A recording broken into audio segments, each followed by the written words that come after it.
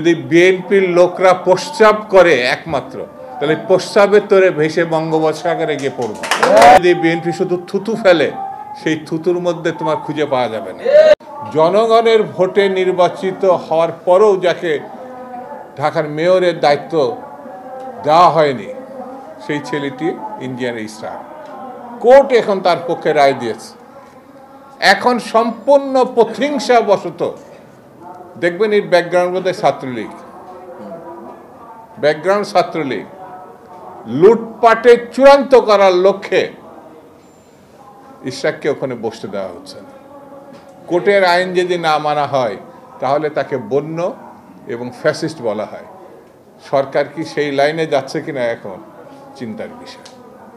আমি বেশি কথা বলবো না, আরেকটা আবালই বলবো, এতই ছোট যে এগুলো আবালের মতো কথা বলছে যে আওয়ামী লীগের কাছ থেকে টাকা নিয়ে বিএনপি রাজনীতি করে।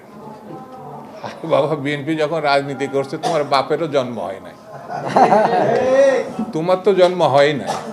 বিএনপির কি দেখছো? বিএনপি যখন রাজনীতি শুরু করছে, বাংলাদেশের কৃষকের, শ্রমিকের, মেহনতি মানুষের উন্নয়নের নেতৃত্ব দিয়েছে শহীদ জিয়া রহমান। কইছিলা বাবা? কথা বলার আগে একটু চিন্তা করবা, কথা বলার আগে একটু ভাববা।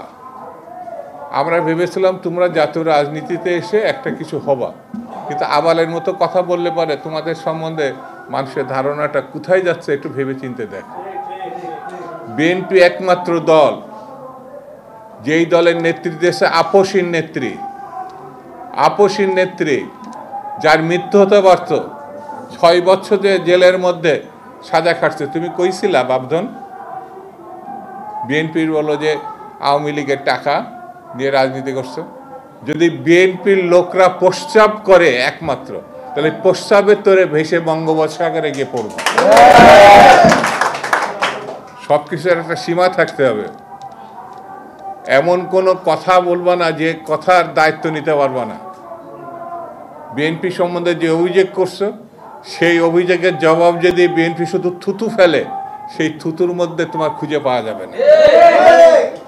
সেই জন্য আমি বলবো, হিসাব করে কথা বলা, হিসাব করে চলা, আর গণতান্ত্রিক রীতিনীতি মানা। এটি যদি ব্যর্থ হও তাহলে ফ্যাসিস্টদের তুমি একজন হিসাবে নিজেকে চিহ্নিত করো। এই ধরনের প্রতিহিংসামূলক দৃষ্টিভঙ্গি নিয়ে রাজনীতি করা ঠিক হবে। নতুন নতুন ভিডিও পেতে চ্যানেলটি সাবস্ক্রাইব করে পাশে থাকা বেল বাটনটি অন করে দিন। আর ফেসবুকে থেকে থাকলে পেজটা ফলো দিয়ে ভিডিওটা শেয়ার করে কমেন্টে আপনাদের মূল্যবান মতামত লিখে জানান। দেখা হবে পরবর্তী ভিডিওতে। তত সময় ভালো থাকবেন, সুস্থ থাকবেন। আল্লাহ হাফেজ।